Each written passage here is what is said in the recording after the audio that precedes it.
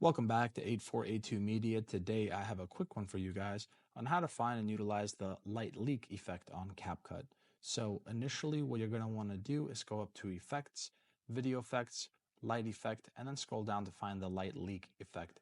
Click and drag it down to the timeline, and now we're going to increase the length of the effect to fit the entirety of the clip. And now with the effect being highlighted, we can go up and mess with the texture of the effect, right? And then we can also add keyframes. So let's say in the beginning, it's going to be like here. I don't want it to, we can put it right here, and then we can set a keyframe and then go over here and then increase the texture all the way, and the keyframe automatically adds. So let's take a look.